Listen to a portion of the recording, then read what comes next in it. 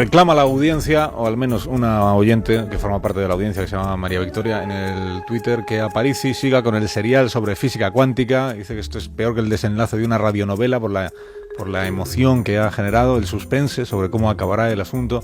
Claro, estamos todos atrapados, estamos enganchados a este serial de los átomos, que tiene como hilo conductor o relator a Alberto Aparici. Sabéis que este mes de julio estamos en la sección hablando del átomo. El primer día nos contó Alberto cómo llegamos a saber que el átomo está casi completamente vacío.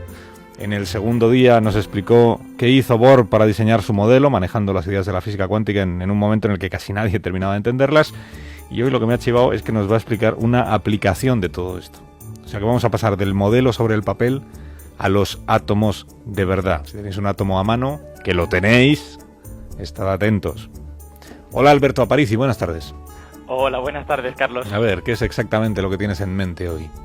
Pues mira, hoy quiero contaros la que para mí es la consecuencia más espectacular de que el átomo sea cuántico. Ajá. Recuerda que el átomo de Bohr es el primer modelo cuántico y ya tiene esta consecuencia que para mí es increíble, ¿no? Espectacular. Bueno. Sí. Y para esto, a pesar de que el átomo es muy pequeño, ¿sí? Pues voy a tener que irme muy lejos. Me voy a ir fuera de la Tierra, al sistema solar o a galaxias muy lejanas. Pero hombre, ¿qué necesidad tienes de irte tan lejos?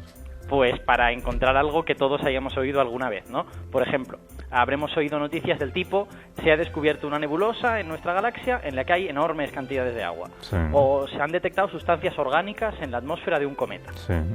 Vale, pues la pregunta es, ¿cómo sabemos todo esto? Porque obviamente no hemos ido allí y hemos cogido un vaso de la nebulosa y hemos visto que el vaso estaba lleno de agua. No hemos ido al cometa tampoco. O sea, no se hace así. Se hace no, obviamente no.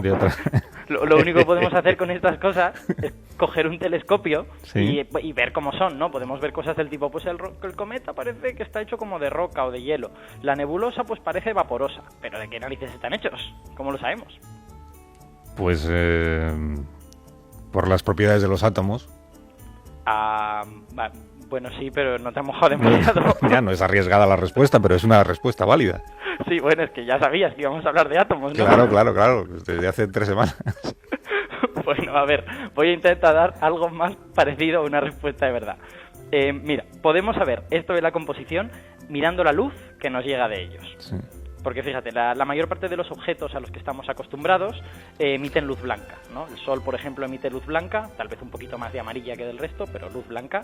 La mayoría de las bombillas, incluso un trozo de metal, si lo calentamos mucho, emite luz blanca, ¿no?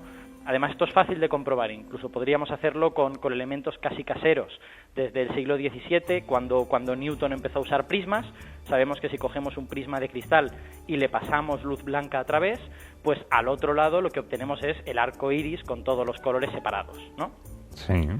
Pero ya en el siglo XIX descubrimos que hay unos cuantos materiales que, calentados de la misma manera que esta pieza de metal o que el filamento de la bombilla, no emiten luz blanca, sino que emiten solo unos cuantos colores de estos. Por ejemplo, en el siglo XIX ellos hacían experimentos con tubos llenos de gas. Por ejemplo, cogían un tubo lleno de hidrógeno, que es un gas, y lo calentaban, y entonces no obtenían luz blanca, obtenían una luz como rojiza, ¿no? Y de hecho, cuando la pasaban por el prisma, no veían nada en absoluto parecido a un arco iris. Lo que veían eran líneas de diferentes colores. En concreto, con el hidrógeno verían una línea roja y 2 líneas azules, y el resto negro. Es como si alguien hubiese cogido el arco iris, se hubiera llevado todos los colores, menos una tirita muy estrecha de rojo y 2 tiritas muy estrechas de azul. Y a estas líneas de color se les llamó espectro. Y cada elemento tenía un espectro. Y esa es la gracia, que a medida que uno fue haciendo este experimento con más y más sustancias, pues se fue descubriendo que el espectro de cada sustancia era característico, ¿no? Que el hidrógeno siempre emitía esas líneas y que eran diferentes a las que podía emitir pues el oxígeno, el agua, el dióxido de carbono o cualquier otra cosa. Pero lo que me estás diciendo entonces es que la luz que emite una sustancia es como su huella dactilar, digamos. Sí, eso es.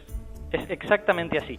Y esto, bueno, precisamente ya tenemos aquí la inferencia hecha. Esto nos permite mirar la luz de objetos lejanos, como esta nebulosa de la que estábamos hablando, pues la pasamos por un prisma y allí empezamos a buscar las líneas de color que nos marcan pues que en esa nebulosa haya hidrógeno, o que haya helio, o que haya cualquier cosa, ¿no?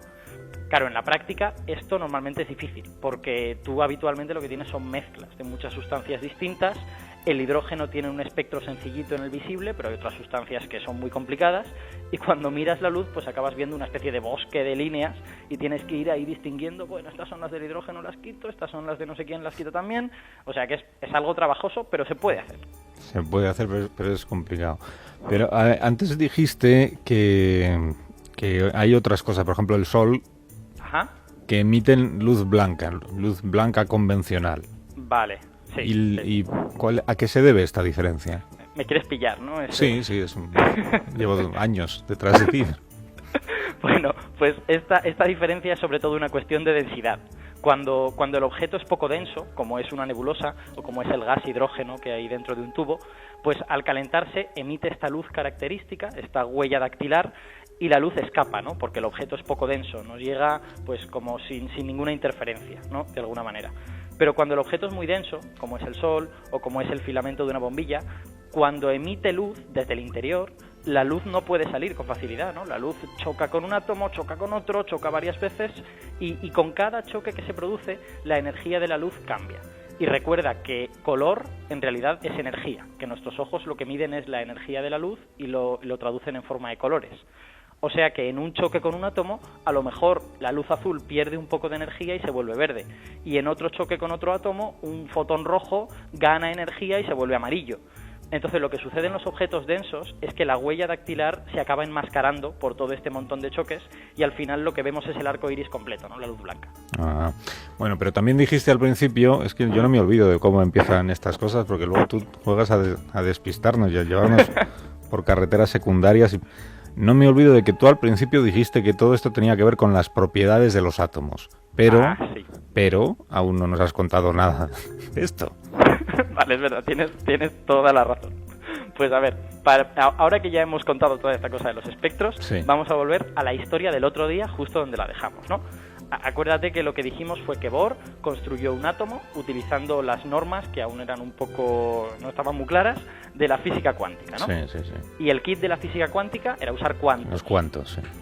Es decir, usar que la luz solo se emite en paquetitos que tienen todos la misma energía y que no se pueden partir, ¿no? Que son paquetes, digamos, unitarios. Eso es un cuanto. Vale, pues ahora verás solo con esta idea cómo acabamos obteniendo toda la estructura interna del átomo.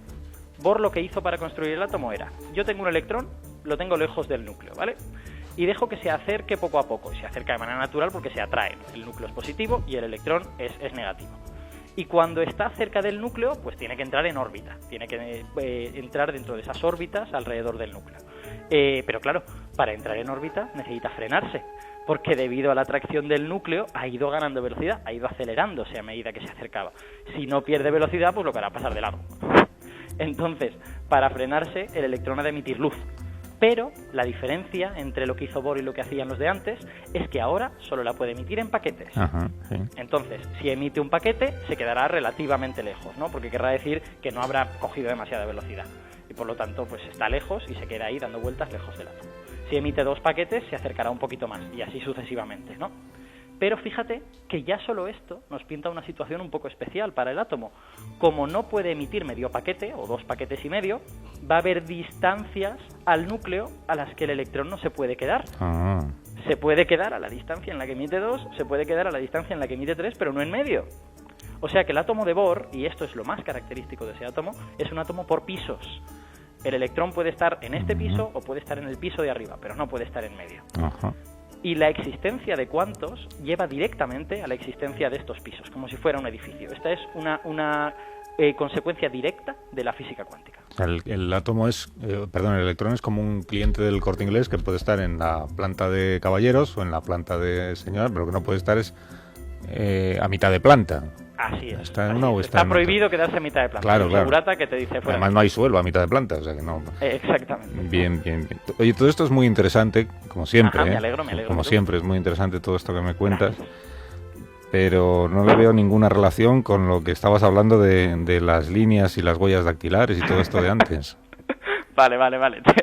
Te vuelvo a dar la razón. Es que las cosas hay que explicarlas por partes, pero ahora que ya hemos dicho todo esto, el resto es facilísimo.